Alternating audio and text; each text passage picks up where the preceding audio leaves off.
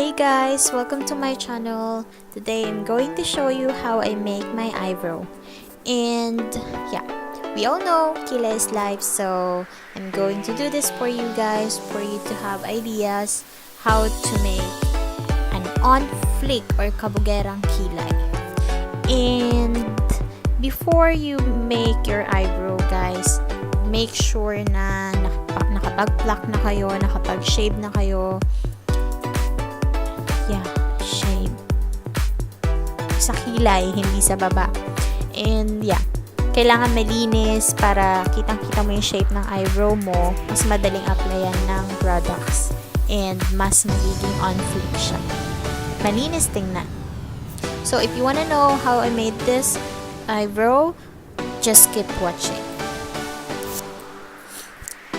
So yun guys, first step, you need to put an outline on your eyebrow based sa shape ng kilay mo.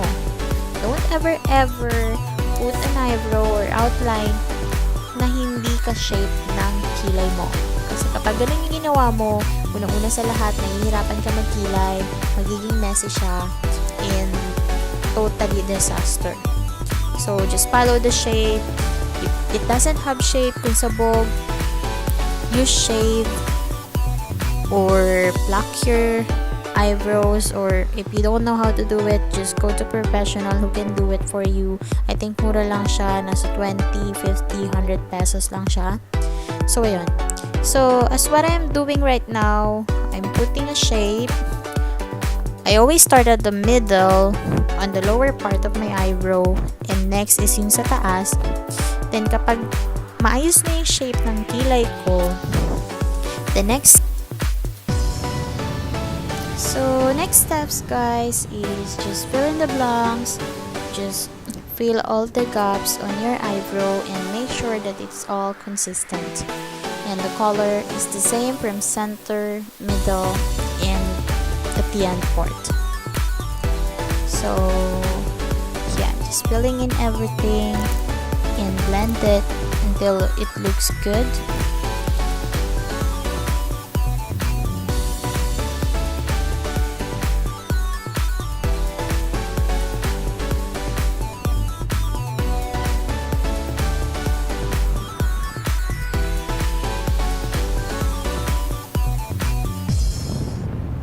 And on the center guys, do not put more products on it. Just use whatever is left on the brush and just make a soft stroke on the center so it looks more natural.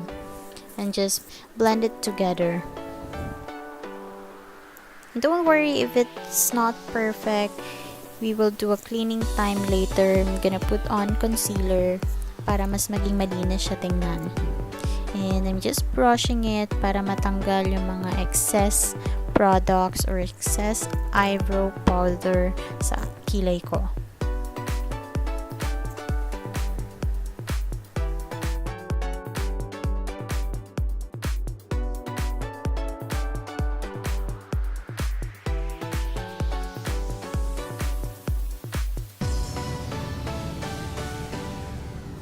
So next guys, I'm just applying concealer on my eyebrow and I will just clean all the harsh lines and mess on my kilay. But remember, when you're doing this, take it slowly.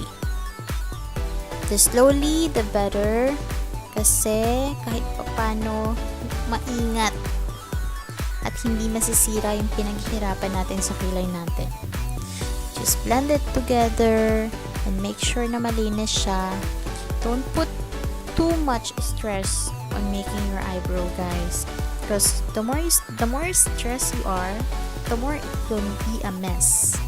And always remember, our kilay is not a twin. They are sisters. They will never be the same with each other, but as long as they are alike, and that's good, it's enough. As long as it looks good and it's look presentable, then you need to stop doing it. Because the more you overdo it, the more it will be a disaster.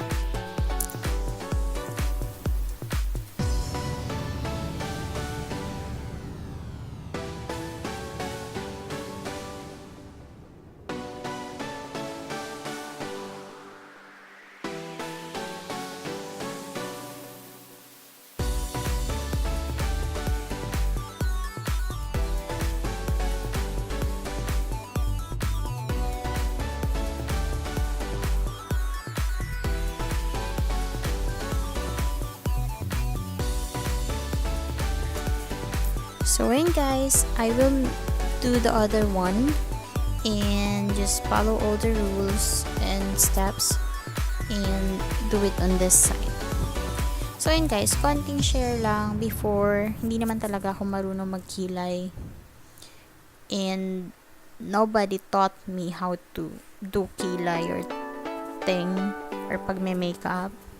But syempre habang nagmamature ka, nagiging curious ka, you wanted to try, so I watch videos on YouTube and I try to do it on myself. But after how many trials, it looks failed because yung pagkakamali ko before, gusto kong gayahin yung kilay ng iba at gawin sa kilay ko, which is it is a very big mistake. Kasi kapag yung ginagawa mo sa kilay mo hindi base sa shape ng kilay mo, magiging disaster lang siya. Mahihirapan ka magkilay.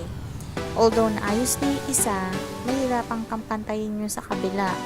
So, ang nangyayari, pag ginawa mo na yung kabila, tapos umokay na yung kabila, mas better na yung kabila, at hindi siya katulad nung nasa kabila. So, yun naman na nga ayusin mo. Tapos pabalik-balik na lang hanggang sa hindi na nagiging pantay. Hanggang sa kumakapal na yung pagkikilay mo. Nagiging clown na. Ganyan yung nangyayari sa akin before. So, after how many attempts ulit, watch YouTubes, learn how to do it, and I started to do it based on my eyebrow shape, and then it becomes better and better.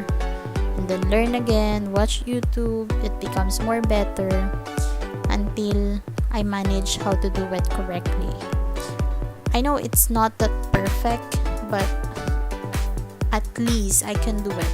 I can say on myself that I can do it. It looks perfect for me because this is how I do it.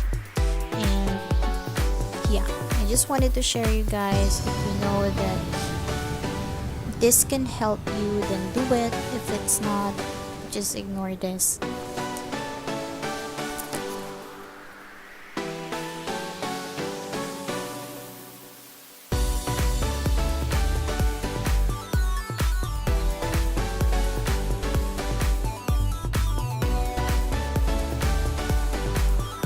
So ayun guys, I'm just cleaning the other side and make it the same as possible.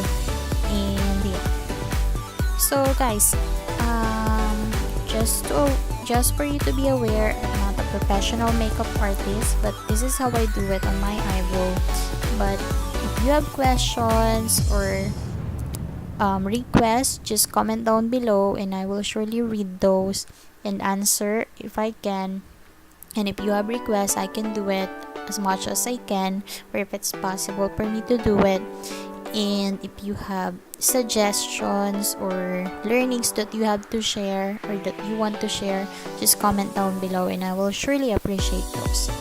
So thank you guys for watching this video. I hope may natutunan kayo, and if you wanted to try this and kapag natuto kayo pagkilay because of my video, just post it and then tag me and I will be very proud na may natutunan pala at may naituro din ako sa inyo. So, if you like this video, kindly thumbs up and subscribe to my channel for next videos. And this is MJGlinofria signing off.